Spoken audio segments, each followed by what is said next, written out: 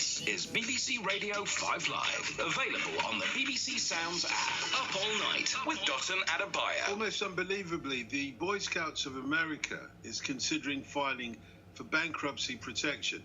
The group has been at the center of sexual abuse scandals in the past, and the organization now faces a number of lawsuits that allege inappropriate conduct by employees or volunteers in incidents dating back as far as the 1960s. Chapter 11 bankruptcy, by the way, would stop the litigation and give the non-profit organization a chance to negotiate with those who have sued.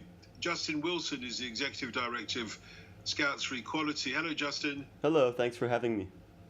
My pleasure. How did the Boy Scouts of America get themselves in this mess? You know, that's a great question, and I can't speak on behalf of the Boy Scouts, but what I've read and what I've been told is that it's a combination of falling revenue from declining membership and also a great deal of lawsuits coming in to deal with past sexual abuse.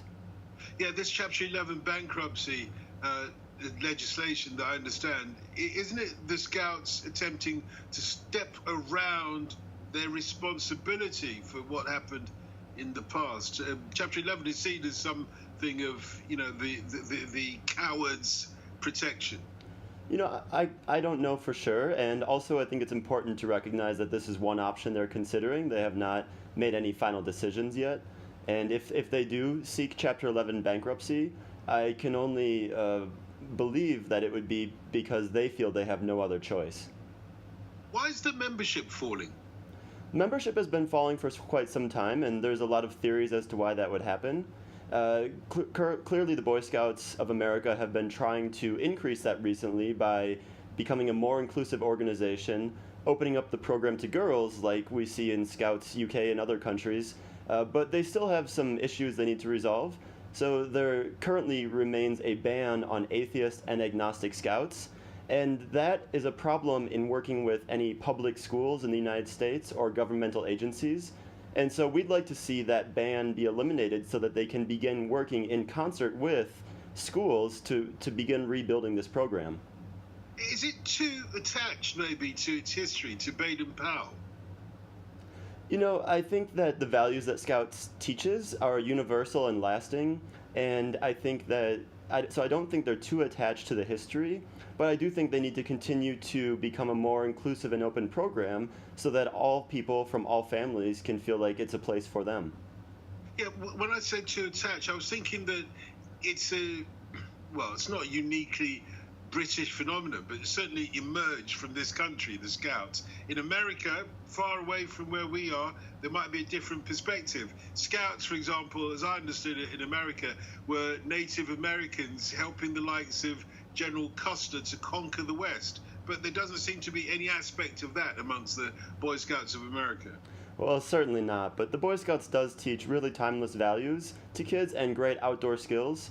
I'm a troop leader currently for a scout troop here in Aurora, Colorado, and I'll tell you that these kids love the scouting program and they love the things that we're teaching them. So I don't think it's a problem of the program being irrelevant.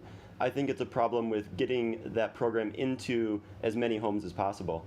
Is the leader a leader in the Boy Scouts in America? Are they known as Arcala? That is a term they use for some of the pack leaders for the younger kids, but it's not used very often anymore. Okay, I only went to Boy Scouts one day, I must admit, and that's what I remember from it. Can they extend their participation? Do you think that they can turn the curve and increase their membership?